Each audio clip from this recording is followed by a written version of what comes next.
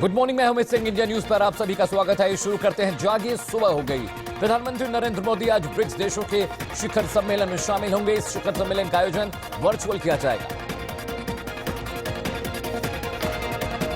BRICS सम्मेलन में आतंकवाद, व्यापार, स्वास्थ्य, ऊर्जा के साथ ही कोरोना महामारी के चलते हुई नुकसान की भरपाई के उपायों जैसे मुद्दों पर चर्चा होगी। चीन के राष्ट्रपति शी जिनपिंग और रूस के राष्ट्रपति व्लादिमीर पुतिन भी इस बैठक में शामिल होंगे। नीतीश कुमार ने सोमवार को बिहार के मुख्यमंत्री पद की शपथ ली। बिहार के मुख्यमंत्री के तौर पर यह नीतीश कुमार की 7वीं शपथ थी। राजभवन में आयोजित समारोह में राज्यपाल फागू चौहान ने नीतीश कुमार को पद और गोपनीयता की शपथ दिलाई।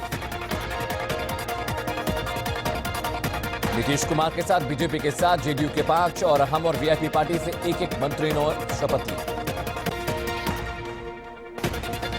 बीजेपी विधानमंडल दल के नेता और कटिहार से विधायक तारकिशोर प्रसाद ने शपथ ली। वो बिहार के डिप्टी सीएम होंगे। बीजेपी विधायक दल की उपनेता और बेतिया से विधायक रेणु ने भी शपथ ली। वो भी बिहार की डिप्टी सीएम होंगी। नीतीश के शपथ ग्रहण समारोह में गृह मंत्री अमित शाह, बीजेपी अध्यक्ष जेपी नड्डा भी शामिल हुए। 7वीं बार बिहार के सीएम पद की शपथ लेने पर पीएम मोदी ने नीतीश कुमार को ट्वीट कर बधाई दी है। पीएम मोदी ने इस मौके पर कहा कि एनडीए परिवार बिहार की प्रगति के लिए मिलकर काम करेगा। शपथ लेने के बाद मुख्यमंत्री नीतीश कुमार ने कहा कि बिहार का फैसला जनता का फैसला है और इसी के अनुरूप एनडीए की सरकार बनी है। सुशील मोदी के बारे में पूछे गए एक सवाल के जवाब में नीतीश ने कहा कि यह बीजेपी का फैसला है कि कौन रहेगा और कौन नहीं रहेगा। हिंदुस्तानी अवाम मोर्चा से जीतन राम मांझी के बेटे संतोष कुमार सुमन ने शपथ ग्रहण की। विकासशील इंसान पार्टी के प्रमुख मुकेश सहनी ने भी पद और गोपनीयता की शपथ ली। सहनी ने इस बार सिमरी बख्तियारपुर से चुनाव लड़ा था, लेकिन वो चुनाव हार गए थे। नीतीश कुमार मंत्रिमंडल में शपथ लेने वालों में जेडीयू कोटे से विजय कुमार चौधरी का नाम शामिल है। इसके अलावा सुपौल से जेडीयू विधायक विजेंद्र प्रसाद यादव ने भी शपथ ग्रहण किया। वहीं जेडीयू कोटे से अशोक चौधरी, तारापुर से विधायक मेवालाल चौधरी और पुलवराज से विधायक शीला कुमारी ने शपथ ग्रहण किया। वहीं बीजेपी कोटे से नीतीश कुमार में मंगल पांडे, अमरिंदर प्रताप सिंह, रामप्रीत पासवान ने शपथ ग्रहण की।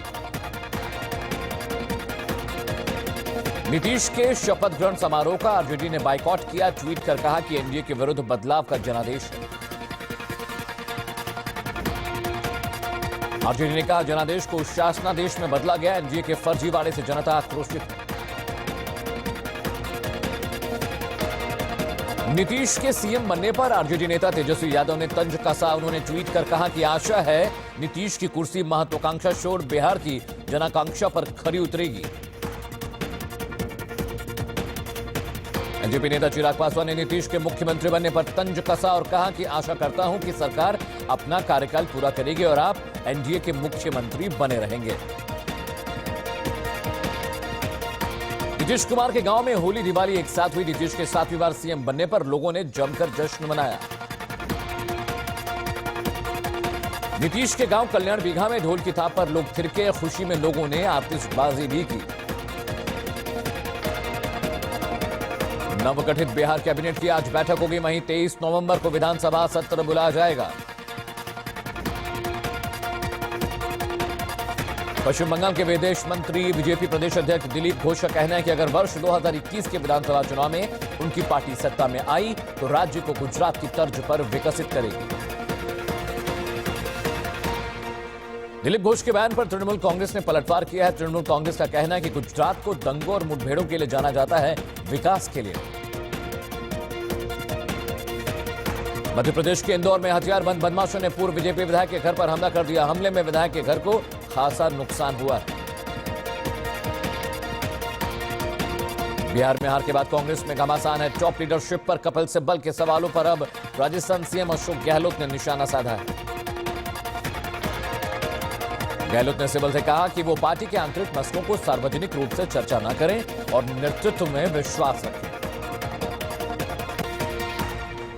दरअसल बिहार में हार को लेकर कपिल सिब्बल ने कांग्रेस की टॉप लीडरशिप पर सवाल उठाया। पंजाब में किसानों के विरोध प्रदर्शन की वजह से भारतीय रेल को सिर्फ माल भाड़े से होने वाली आय में 1670 करोड़ रुपए का नुकसान हुआ। कृषि कानून के खिलाफ पंजाब में किसानों के विरोध को 50 दिन हो चुके हैं और इसके चलते 1986 यात्री रेलगाड़ियां और 3090 मालगाड़ियां रद्द हुई हैं। भारतीय रेलवे ने छठ के दौरान यात्रियों के लिए नई दिल्ली से पटना, दरभंगा, सहरसा और कई अन्य शहरों में कई छठ पर्व स्पेशल सेवाएं चलाने का फैसला किया है।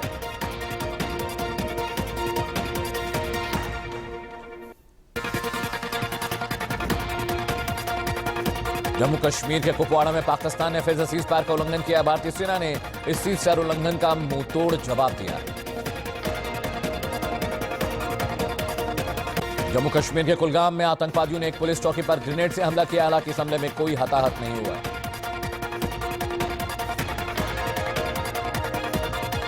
पीडीपी नेता महबूबा मुफ्ती ने राज्य सरकार को चेतावनी दी है कि उनका कहना है कि गुर्जर बकरवाल समुदाय को जंगलों से विस्थापित करने के भयावह दुष्परिणाम होंगे। युद्धाभ्यास में भारत से जापान, अमेरिका और ऑस्ट्रेलिया ने भी अपनी ताकत दिखाएंगी। भारत के साथ अमेरिका, जापान और ऑस्ट्रेलिया क्वाड के सदस्य हैं। रणनीतिक तौर पर महत्वपूर्ण मालाबार युद्धाभ्यास का दूसरा चरण आज है। अरब सागर में शुरू होने जा रहा है। यह अभ्यास 20 नवंबर तक चलेगा।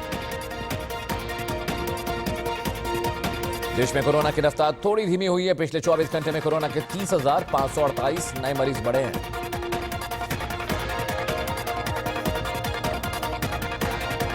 देश में 24 घंटे में 435 लोगों की मौत हुई। मौत का कुल आंकड़ा 1,30,000 के पार पहुंच गया।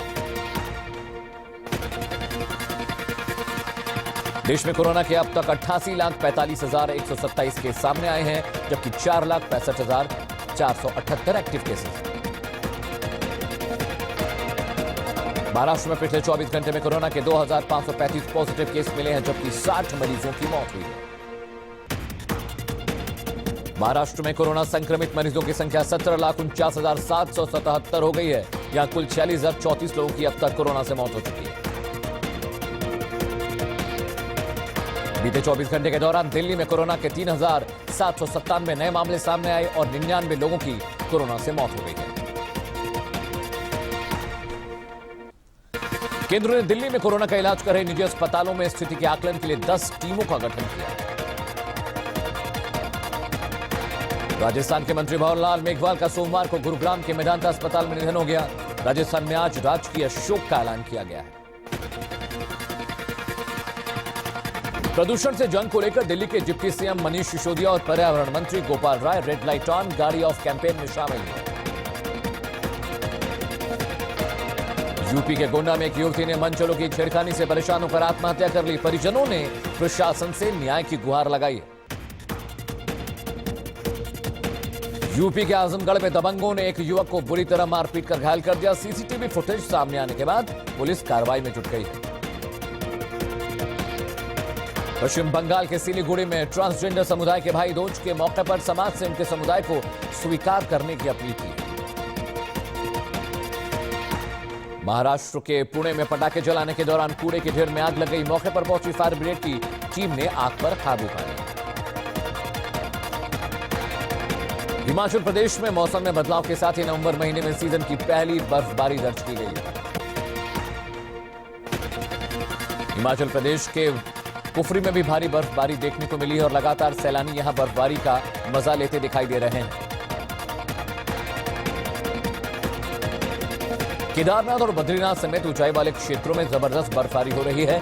बद्रीनाथ में लगभग 6 इंच और हेमकुंड साहिब में 1 फीट बर्फ जम चुकी है।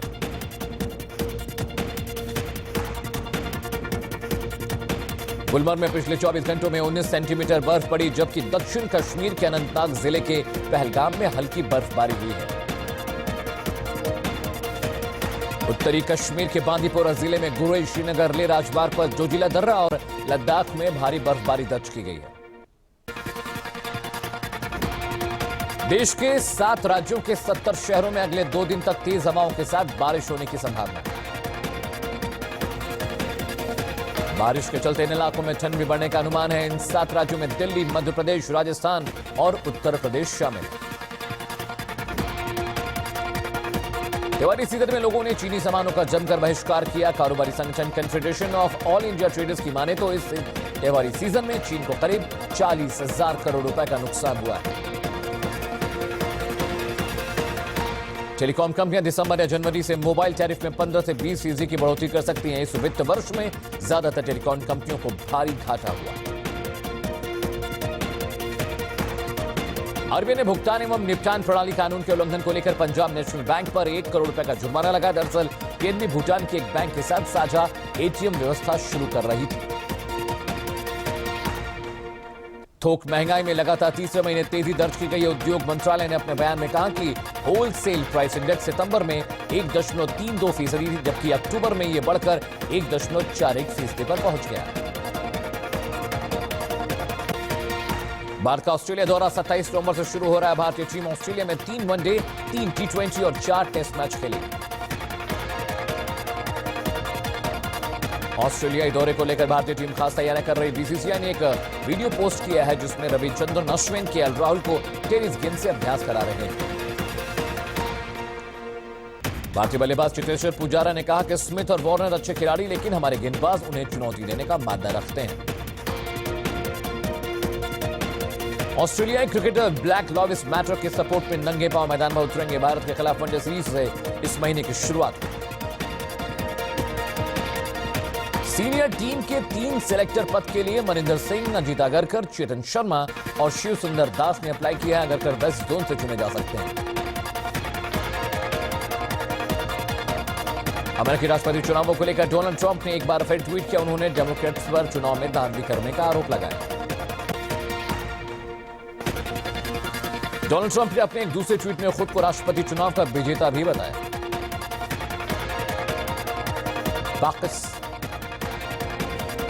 पाकिस्तान में अरबों रुपए के चीनी घोटाले के मामले में प्रधानमंत्री इमरान खान के दोस्त और विपक्ष के नेता शहबाज शरीफ समेत 3 लोगों के खिलाफ केस दर्ज किया गया।